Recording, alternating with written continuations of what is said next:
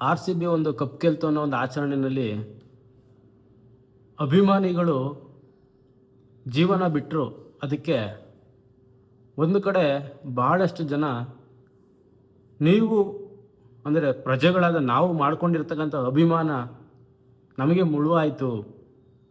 ಒಂದು ಕಡೆ ನಾವು ಆಯ್ಕೆ ಮಾಡಿದ ಸರ್ಕಾರ ಸರಿಯಾದ ನಿರ್ಧಾರಗಳನ್ನ ತಗೊಳ್ಳಿಲ್ಲ, ಸರ್ಕಾರದ ತಪ್ಪಾಯಿತು. ಮತ್ತು ಯಾವ ರೀತಿ ಕಾರ್ಯಕ್ರಮನ ಆಯೋಜನೆ ಮಾಡಬೇಕಾಗಿತ್ತು ಅದು ಕೂಡ ತಪ್ಪಾಯಿತು ಅಂತ ಭಾಳಷ್ಟು ಜನ ಹೇಳ್ತಾ ಇದ್ದಾರೆ.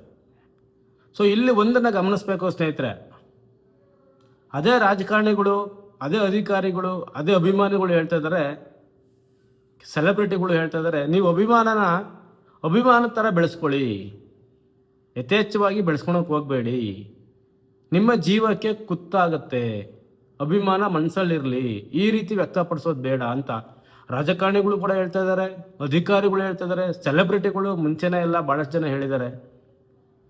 ಸೊ ಇಲ್ಲಿ ಒಂದನ್ನು ಗಮನಿಸಬೇಕು, ರಾಜಕೀಯ ಅನ್ನೋದು ಅಭಿಮಾನ ಎಷ್ಟರ ಮಟ್ಟಿಗೆ ಇರಬೇಕು ಅಂದರೆ, ಅಥವಾ ಕ್ರೀಡೆ ಅನ್ನೋದು ಎಷ್ಟರ ಮಟ್ಟಿಗೆ ಇರಬೇಕು ಅಂತ ಹೇಳಿದ್ರೆ, ಅಥವಾ ಸೆಲೆಬ್ರಿಟಿ ಅಥವಾ ಒಬ್ಬ ನಾಯಕ ನಟ ಅವರ ಅಭಿಮಾನ ಎಷ್ಟರ ಮಟ್ಟಿಗೆ ಇರಬೇಕು ಅಂತಂದರೆ, ನಾವು ಅವರನ್ನು ಅಭಿನಂದಿಸಬೇಕು, ಕೆಲವೊಂದು ಅಂಶಗಳನ್ನು ನಾವು ಜೀವನದಲ್ಲಿ ಅಳವಡಿಸ್ಕೋಬೇಕು, ಅಷ್ಟರ ಮಟ್ಟಿಗೆ ಮಾತ್ರ ಇರಬೇಕು.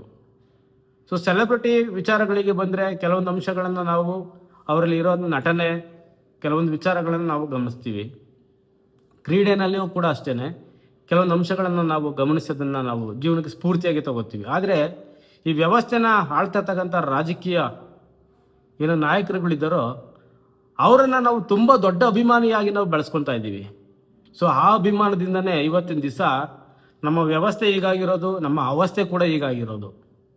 ಸೊ ನಾನೇನು ಹೇಳಕ್ಕೆ ಬರ್ತಾಯಿದ್ದೀನಿ, ನಿಮಗೆಲ್ಲ ಇಷ್ಟ ಆಗಿರುತ್ತೆ, ಅದು ಅರ್ಥನೂ ಕೂಡ ಆಗಿರುತ್ತೆ.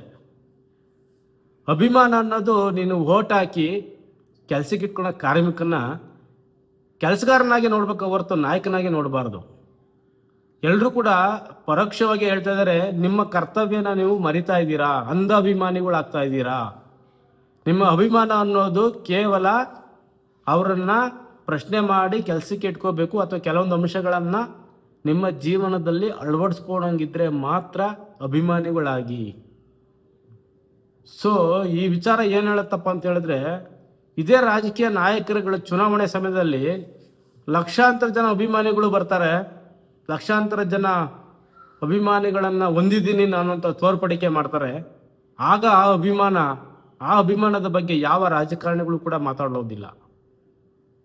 ಸೊ ಇಷ್ಟೇ ಸ್ನೇಹಿತರೆ, ನಾನು ಇಲ್ಲಿವರೆಗೂ ಜವಾಬ್ದಾರಿ ತಗೊಳ್ಳದೆ ಈ ಅಂಧ ಅಭಿಮಾನದಿಂದ ನಾನು ಜೀವನ ಮಾಡ್ತಾ ಇರ್ತೀನೋ, ಈ ವ್ಯವಸ್ಥೆನೂ ಕೂಡ ಹೀಗೆ ಆಗುತ್ತೆ, ಸಾವು ನೋವುಗಳು ಕೂಡ ಹೀಗೆ ಆಗ್ತಾ ಇರುತ್ತೆ. ಇದು ಕೇವಲ ಕ್ರೀಡೆಗೆ ಒಂದಕ್ಕೆ ಅನ್ವಯಿಸಲ್ಲ, ಪ್ರತಿನಿತ್ಯ ನಾವು ಚಲಿಸ್ತಕ್ಕಂಥ ರಸ್ತೆದಾಗಿರುತ್ತೆ, ನಾವು ಪ್ರತಿನಿತ್ಯ ವಾಸಿಸ್ತಕ್ಕಂಥ ವಾತಾವರಣದಾಗಿರುತ್ತೆ, ಪ್ರತಿನಿತ್ಯ ನಾವು ಹೋಗ್ತಕ್ಕಂಥ ಆಸ್ಪತ್ರೆದು ಕೂಡ ಆಗಿರುತ್ತೆ. ನಾನು ಇಲ್ಲಿವರೆಗೂ ಜವಾಬ್ದಾರಿಯುತ ಅಭಿಮಾನಿ ಆಗಿರೋದಿಲ್ವೋ ಅಲ್ಲಿವರೆಗೂ ಕೂಡ ಇಂಥ ಸಾವು ನೋವು ಘಟನೆಗಳು ಸಂಭವಿಸ್ತಾನೆ ಇರುತ್ತೆ.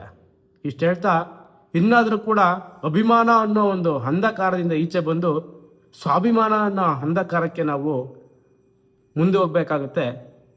ಹಾಗೂ ನೀನು ಜವಾಬ್ದಾರಿ ತಗೊಂಡಾಗ ಮಾತ್ರ ಇನ್ನೊಬ್ಬರನ್ನ ದೂಷಿಸೋದನ್ನು ತಪ್ಪಿಸ್ಬೇಕಾಗತ್ತೆ ನಾವು.